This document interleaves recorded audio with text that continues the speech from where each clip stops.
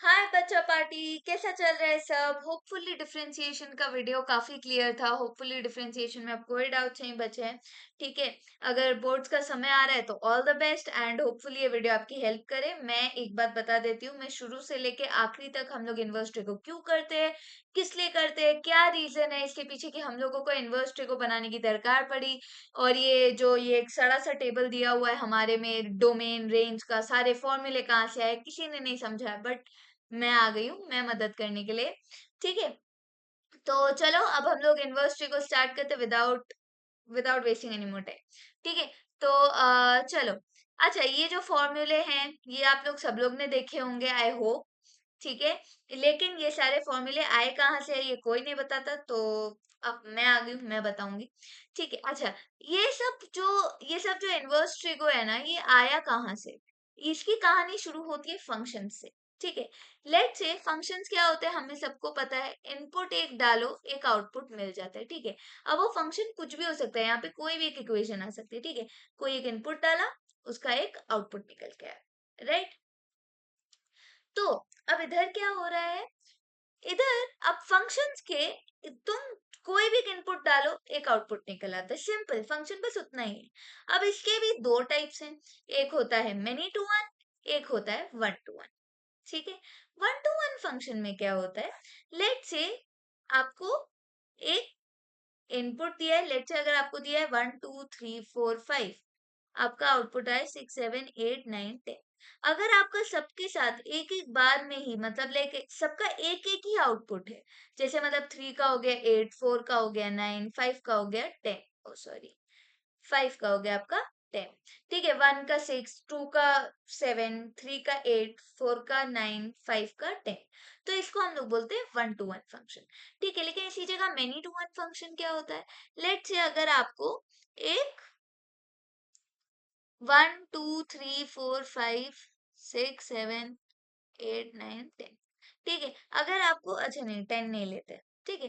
अब अगर आपको जैसे लेट से 1 से लेके 6 तक जाना है, ठीक है, या 2 से लेके 8 तक जाना है, फिर 3 से लेके आपका 9 गया, और फिर आपका 4 का भी आउटपुट 8 आ रहा है और 5 का आउटपुट आपका 7 आ रहा है। ठीक है। तो ये 2 और 4 का जो ये वैल्यू सेम आ रही है, इसको हम लोग बोलते हैं मेनी टू वन। इसका एक एग्जांपल भी देके देखते हैं। लेट से अगर मैंने आपको दिया एक्स स्क्वायर, ठीक है, मैंने आपको बोला यहाँ पे 2 आए -2 आए, आपका आंसर क्या आएगा, 4 आएगा, राइट। तो ये जो 2 आया और ये -2 आया, इन दोनों का आंसर सेम है, 4 है, राइट। तो इसको हम लोग बोलते हैं मेनी टू वन फंक्शन का एग्जाम्पल। ठीक है। अच्छा, अब ये बात मैंने आपको क्यों बताई, लेट से यहाँ पे तो आपको एक इनपुट दिया एक आउटपुट निकालना है। ठीक है। इनपुट को हम लोग क्या बोलते हैं फंक्शन की भाषा में, डोमेन। ठीक है। और आउटपुट को हम लोग क्या बोलते हैं, रेंज। ठीक है। तो जब आपको डोमेन से लेके रेंज तक निकालना पड़ रहा है, तो तब आप नॉर्मली निकाल लेंगे, कोई प्रॉब्लम नहीं। लेकिन इसी जगह अब अगर आपको बोल दिया जाए कि आपको रेंज से डोमेन निकालना है, तब आप तब उसको हम लोग बोलते हैं इनवर्टिबल फंक्शंस। इनवर्टिबल फंक्शंस मतलब तब हम लोग का आता है एफ इनवर्स एक्स। ठीक है। मतलब जब आप रेंज से डोमेन पे जा रहे हैं। ठीक है। अच्छा, अब ये इनवर्टेबल फंक्शंस की कुछ लिमिटेशंस है। ठीक है।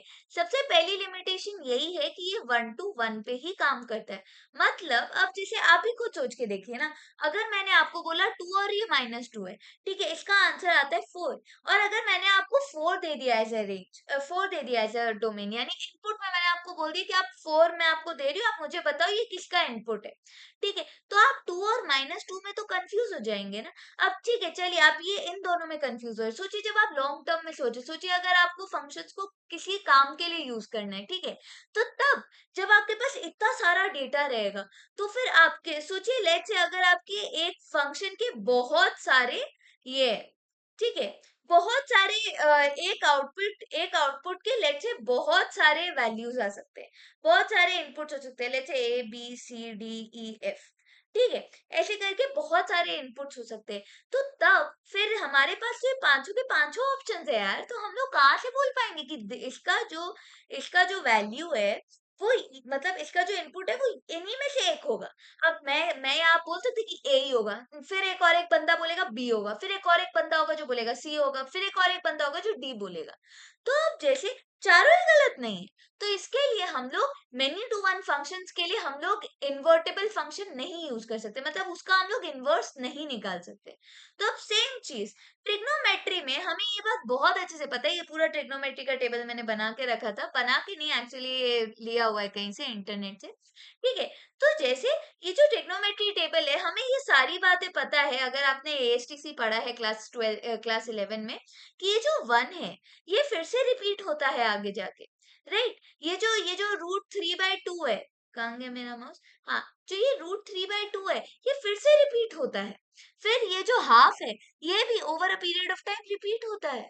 तो फिर हम लोग कैसे निकालेंगे इसका इन्वर्टेबल फंक्शन, क्योंकि ये भी तो एक मैनी टू वन फंक्शन है। चलिए एक एग्जांपल देके देखती हूँ। जो ये साइन 0 है, ये तो साइन 180 का भी वैल्यू है, राइट। साइन 0 का वैल्यू और साइन 180 के वैल्यू में कुछ खास अंतर तो है नहीं, राइट।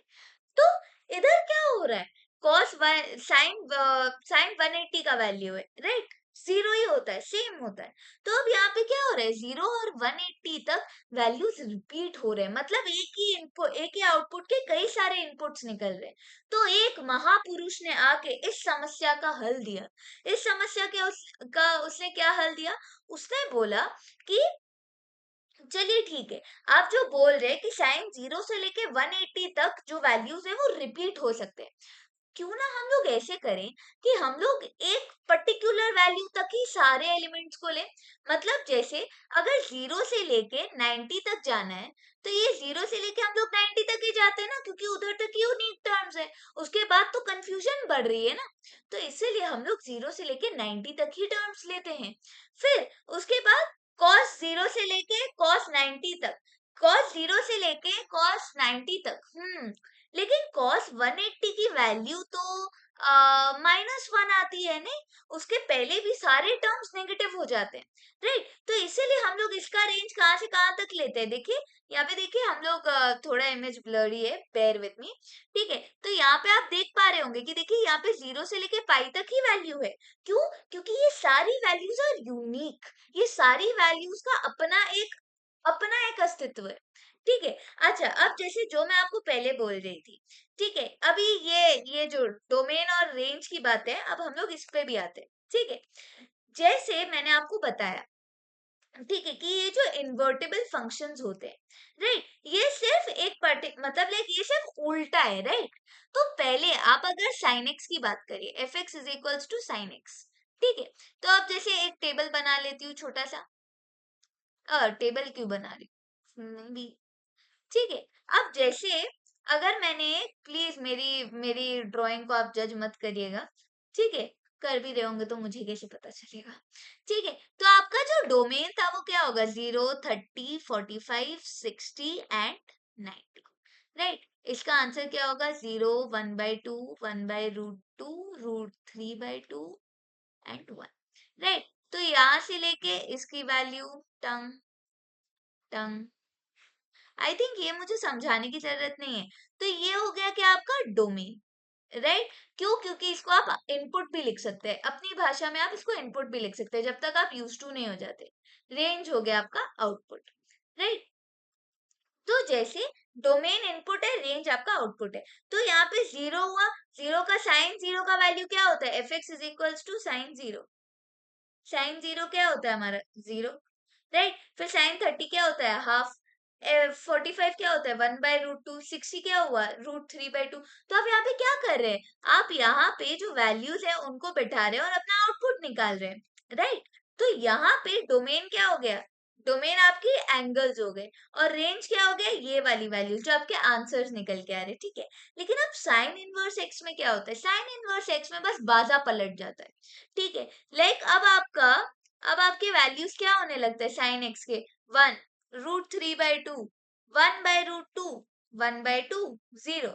तो फिर 0, 30, 45, 60, 90, राइट। तो अब ये वाला जो वैल्यू है वो इधर, ये वाला जो वैल्यू है इधर, टंग टंग टंग, राइट। तो ये हो गई आपकी वैल्यूज। तो अब इससे हमें क्या पता चला, तो फिर अब आपका डोमेन क्या हो गया, डोमेन हो गया आपका 1, √3, 1/√2, 1/2, 0। और आपका रेंज क्या हो गया, यानी आपका आउटपुट क्या हो गया, आउटपुट क्या हो गया, इनपुट क्या हो गया। तो अब आपका बस जो आपका पहले इनपुट था साइन एक्स में, जो जिसके साथ आप ऑलरेडी फेमिलियर है, ठीक है, जो आपका पहले इनपुट था वो अब आपका आउटपुट हो गया। ठीक है, इधर देखिए, अब आपका आउटपुट हो गया। ठीक है, आई होप इस वीडियो से थोड़ा क्लैरिफिकेशन मिला होगा।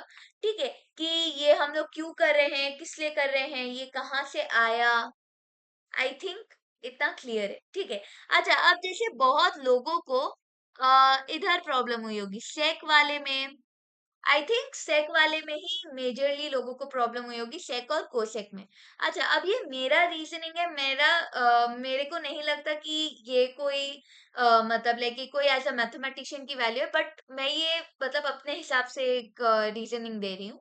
ठीक है, कि मुझे नहीं पता कि ये कितना सच है कितना झूठ। ठीक है, मैं पहले ही बोल दे रही हूँ। ठीक है, अब जैसे देखिए, हम लोग ये वाली जो वैल्यूज हैं, हम लोग इनको कंसिडर क्यों नहीं करते। ठीक है, एक्चुअली इसमें ढंग से दिया नहीं हुआ है, एक सेकंड।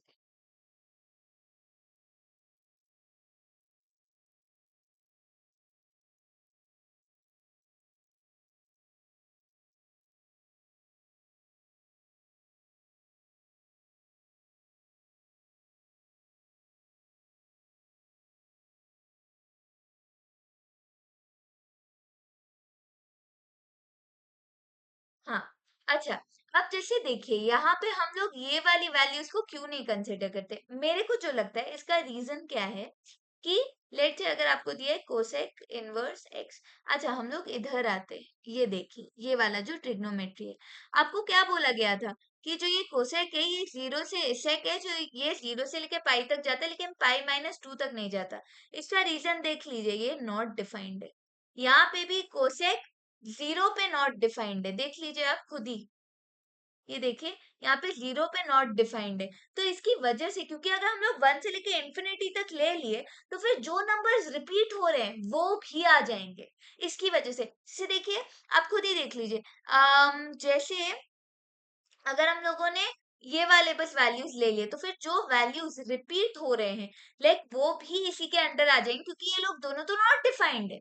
राइट, नॉट डिफाइंड का मतलब क्या होता है, यूजुअली लोग इसको कंसिडर करते हैं विद इंफिनिटी। राइट, तो अगर आप उधर से लेके इंफिनिटी तक नंबर्स ले लेंगे, तो फिर आप तो कहीं के नहीं रहेंगे। राइट, तो ये जो होता है, इसी की वजह से कोसेक और सेक का जो वैल्यूज है, ये जो वैल्यूज जिनको सब्ट्रैक्ट किया जा रहा है, इनको इसीलिए सब्ट्रैक्ट किया जाता है।